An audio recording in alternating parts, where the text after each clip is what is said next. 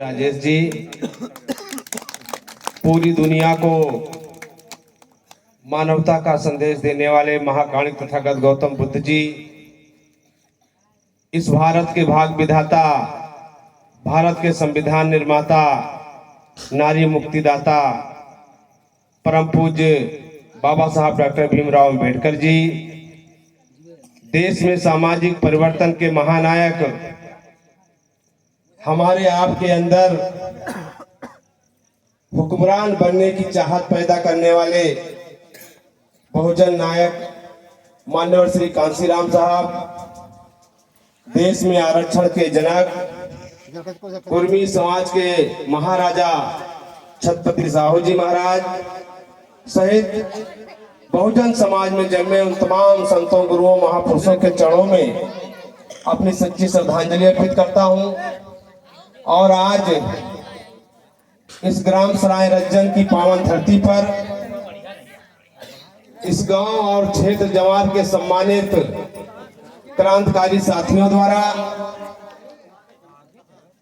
समाज में एक नई जागृति पैदा करने के लिए आयोजित इस 3 दिवसीय बुद्ध धम्म ज्ञान वर्षा के कार्यक्रम में हमारे बीच में मौजूद, हमारे साथ चल करके आए, इस बहुजन मिशन को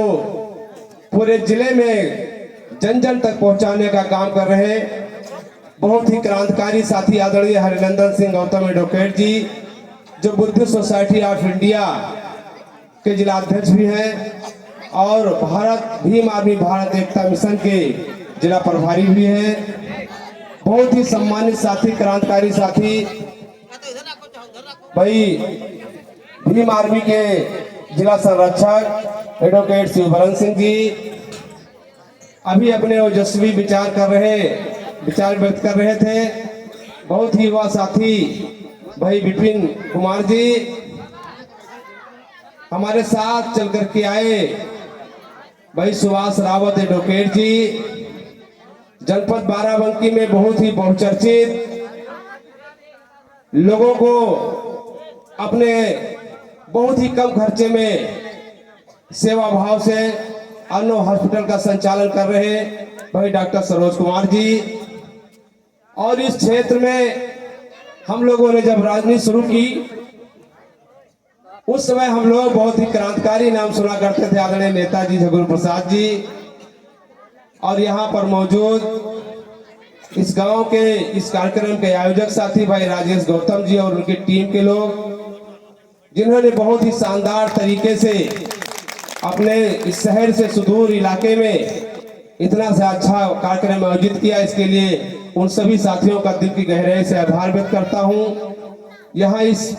कार्यक्रम में मौजूद पितादुल बुजुर्गों, नौजवान साथियों, सामने मौजूद बेटियां, बच्चे, माता और बहनों, बहुत ही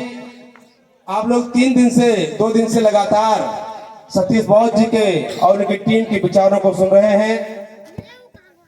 साथियों, यह कार्यक्रम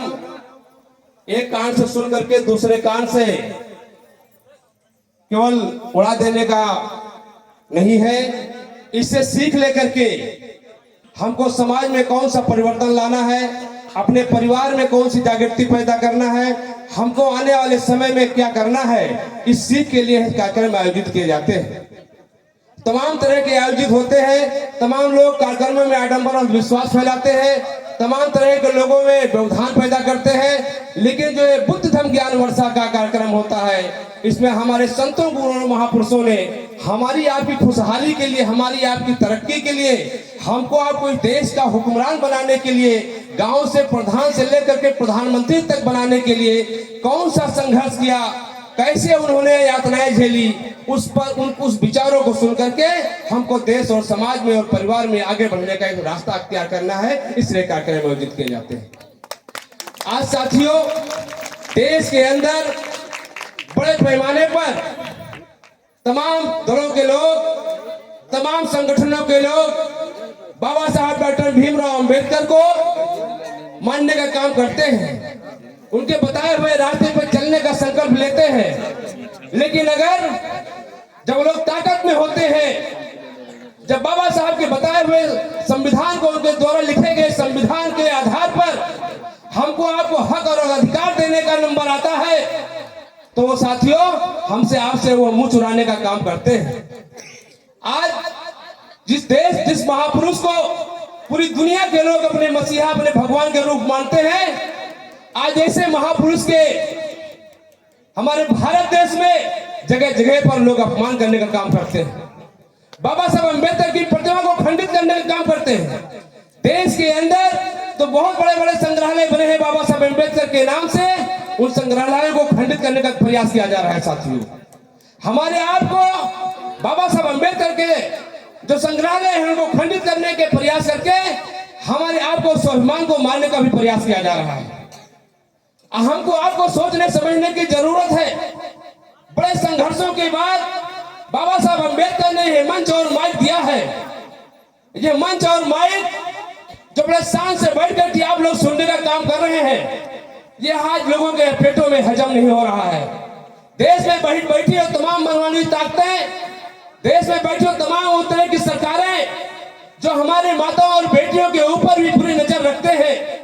हमारे आपके अधिकारों पर भी बुरी नजर रखते हैं। हमको आपको अच्छा पढ़ता लिखता देख करके जो हमारे समाज के लोग IAS, IPS, डॉक्टर, इंजीनियर बनना शुरू हुए, तो साथियों ऐसे सामंतवादी ताकतों ने हमारे आपके पढ़ने लिखने पर भी रोक लगाने का काम कर रहे हैं। आज इस बौद्ध धर्म ज्ञान वर्षा के पावन अवसर पर मैं आप सबसे निवेदन करूंगा, विशेष रूप से बेटियां बैठी है, माताएं बैठे हैं, बुजुर्गों से मैं निवेदन करूंगा कि अगर आप लोग इस देश में खुशहाली चाहते हो, इस देश में बाबा साहब अम्बेडकर के सपनों का भारत बनाना चाहते हो, मंडल कांशीराम साहब के सपनों का भारत बनाना चाहते हो, प्रधान से लेकर के प्रधानमंत्री तक अगर इस देश पर कब्जा करना चाहते हो, तो आडम्बर विश्वास को छोड़ो, शाम के 100 ग्राम को भी छोड़ो। उस 100 ग्राम को छोड़ करके पान और बीड़ी और सिगरेट को त्याग करके ये जो देश के भविष्य बैठे हैं, ये जो बच्चे बैठे हैं, जो ये बेटियां बैठी हैं, इनको पढ़ाओ लिखाओ, इनको खुशहाल बनाओ। यही बेटी पढ़ लिख करके इस गांव की सराय रंजन की धरती से कोई बेटी पढ़ करके बहन मायावती जी की तरह से देश और समाज का नाम रोशन कर सकती है। यही बहुजन समाज, यही सराय रंजन के गांव से कोई बेटा पढ़ करके भाई चंद्रशेखर आजाद बन करके देश में अपना तहलका मचा सकता है। कोई बेटा मनोहर कांशीराम बन करके देश की दिशा और दशा को बदलने का प्रयास कर सकता है। इसलिए साथियों, इस बुद्ध धर्म ज्ञान वर्षा से आज सीख लेकर के जाना है, संकल्प लेकर के जाना है। माताओं और बहनों को मैं निवेदन करूंगा कि आडम्बर और विश्वास को छोड़िए, बेटी और बेटा को पढ़ाने के लिए सुबह परिहान को तैयार करिए। एक जोड़ी कपड़ा है उसको साफ करिए, उनका अगर कपड़ा गंदा ना हो, फटा है, उसको साफ रखिए, बढ़िया से तैयार करके काजल लगा करके नहला करके तेल लगा करके बच्चों को विद्यालय भेजिए। इनका मनोबल बढ़ेगा, बच्चे का जो मनोबल बढ़ेगा तो अच्छा पढ़ेगा, अच्छा विकास होगा, उसका अच्छा मानसिक विकास होगा। और जब हमारे दादा काका लोग बैठे हैं, जब ये 100 ग्राम को भूल करके शाम को बच्चे की किताब चेक करेंगे तो उसका भी मनोवैज्ञानिक विकास होगा। जो सामने हमारे तमाम नौजवान साथी बैठे हैं, उन तमाम नौजवान साथियों से मैं निवेदन करूंगा, और तमाम लोग जो बच्चे हैं आज इस कार्यक्रम की अगुवाई कर रहे हैं, उन बच्चों से मैं निवेदन करूंगा कि इस कार्यक्रम को आयोजित करने के साथ साथ आप लोग पढ़ने लिखने पर भी ध्यान रखिएगा। तमाम लोग वो जो आपके विकास में बाधा बनने की कोशिश कर रहे हैं, इस गांव से डॉक्टर, इंजीनियर, वकील बनकर के बाहर निकलो। वही लोग जो आज तुम्हारे विकास में बाधा बन रहे हैं, जो तुम्हारी पढ़ाई लिखाई में बाधा बन रहे हैं, वही लोग तुम्हारे लिए, तुम्हारे स्वागत के लिए माला लेकर के खड़े हुए आपके सुनहरे की पटरियों पर दिखाई देंगे। इसलिए बाबा साहब अम्बेडकर के सपने को साकार करने के लिए हमको आपको संकल्प लेना है कि जितने मौन धारण से, जितनी गंभीरता से आज हमारी बात को आपने सुना है, इसी तरह से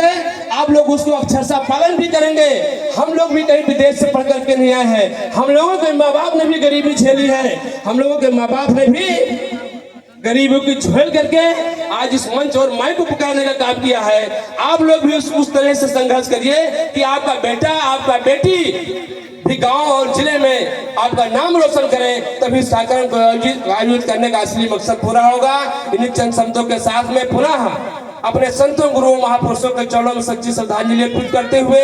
आयोजक साथियों का दिल की गहराई से आभार व्यक्त करता हूँ। बहुत बहुत